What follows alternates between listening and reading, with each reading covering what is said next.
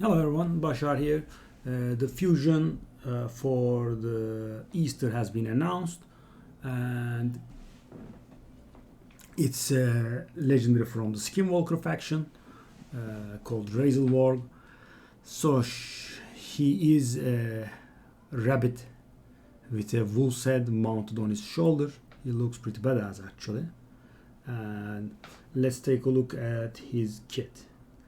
So first ability that he has is attacks 3 times, a single enemy thrice, and every hit that he does gives him 5% turn meter, and all of the books just add up 5% damage. And this is one of those abilities where you pray that no books land on, hopefully.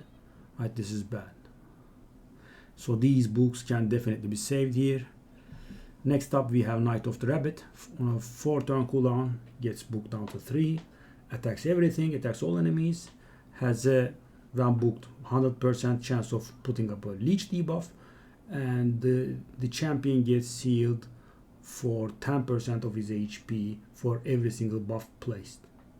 So that is very nice, right? I mean, up to 40% heal, 50% heal. I mean, it varies. And during bosses it's not that good, of course. Also puts up leech for everyone else to heal.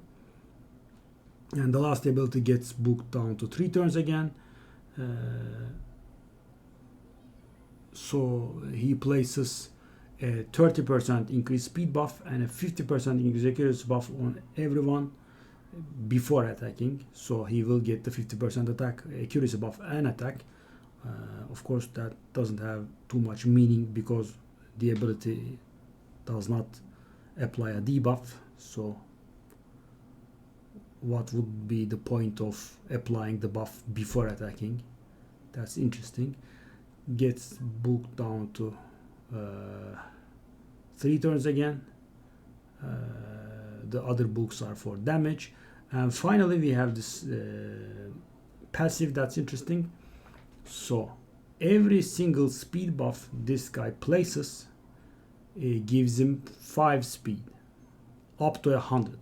So guys, imagine you have a Hydra team, 6 champions, you do this 30 speed gain permanently, right? That's quite a bit. And as you keep doing it, so this will definitely ramp up to 100 during Hydra fights, obviously. And he has some nice abilities in the form of leech, increased speed and increased accuracy. I would have said this would have been an excellent Hydra champion if the A1 also did something, but it doesn't. And his aura is 20% speed everywhere. So I mean, he's a definitely good solo champion, and he is one of those champions that can sustain himself, so possibly he should wear toxic for it. I mean, if you want to build him as a solo champion, because he has no percentage damage. But build force, the passive will be not very powerful in solo builds, because I mean, the first time you do it, very nice, right? Before everyone dies, you get 25 speed, let's say in Dragon, right? But after turn 1, everyone will be dead, so you would be getting 5 speed out of it every single time. I don't think it's worth it, right? So the idea would be to maybe round 1 start with A3 and turn it off, and afterwards just don't apply it, because I mean the fight could last too long. Every 3 turns he will do this, and this will actually lose you time. Well, maybe, hold up though, I think I'm making a mistake here. Sorry. This is not just a buff, right? It also attacks here. My mistake. Yeah, so then, I mean, we can see, but I think he will need toxic here, because he is a little similar to UDK in the soloing regard, guys. I mean, the champion is nothing like Ultimate Death Knight, of course, but the thing is, the soloing capacity is similar, and I'm talking about being quite fast and healing himself very nice, but lacking in damage, right? So this guy would not be able to kill the dragon. Why? Because I mean the dragon will do the first breath, the second breath, and the third breath you will just die. Right? You need percentage based damage. So getting a brimstone, blessing, and a toxic set would make him pretty nice. And yeah, we should just try and see, I guess. He is definitely good for Hydra, but I mean we need to see how good he is, because he doesn't have increased attack, increased defense, decreased attack, decreased defense, provoke, block buffs, right? I mean the core stuff that's required by Hydra is not there. I mean Leech is a nice ability to have, but I mean increased speed and increased accuracy are also good, especially on higher levels, because you can't really trust the increased accuracy buff and build characters with 100 accuracy, right?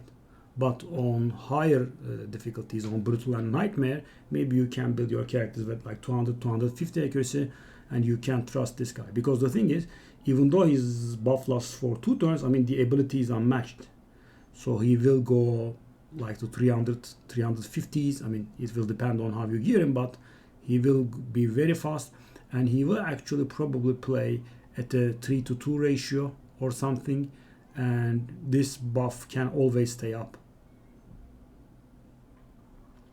Or you could just use buff extension like Krisk or something.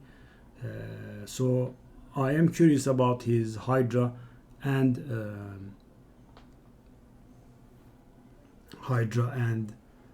solo potential. Need to see. And also guys, the fusion itself is, you know, we keep saying fusion, but there are 2 kinds, right? One of them is fragment stuff. You just gather fragments and click on the stuff to summon the champion, and there is the real fusion stuff. I mean you get rares from events, you fuse the rares into epics, and you fuse the epics into the legendary. So this will be a classic fusion. We will gather rares from events, and it's not very certain when it's coming out yet, but it should be in a week or so, I guess. And definitely worth getting, obviously, right? I would say all fusions are worth getting, because guys, a legendary is a legendary, even though it can look bad and it might be bad for you. You never know, right? Maybe it will have a very nice interaction in the future. Maybe Plarium will say, oh, we made this champion underpowered, we will buff him. I mean, you never know, right? I mean, if you can get a legendary, you generally should go get that legendary. And that's about it, guys. Of course, the rest of the evaluation will have to wait till we can know the multipliers, right? Maybe the multipliers are very good.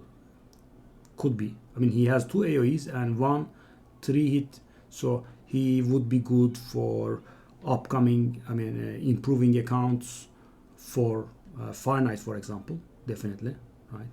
And he can help you with the lacking accuracies, right? So let's say you have a character with 150 accuracy and you are struggling to go above 200, boom, you now have 225 accuracy, and you can debuff on Fire Knight stage 20 or something. So I think he looks pretty good. We'll see. He is not on the Pythian or Nishak level, but still very good, I would say. Okay guys, thanks for watching. I will see you on the stream. Bye bye.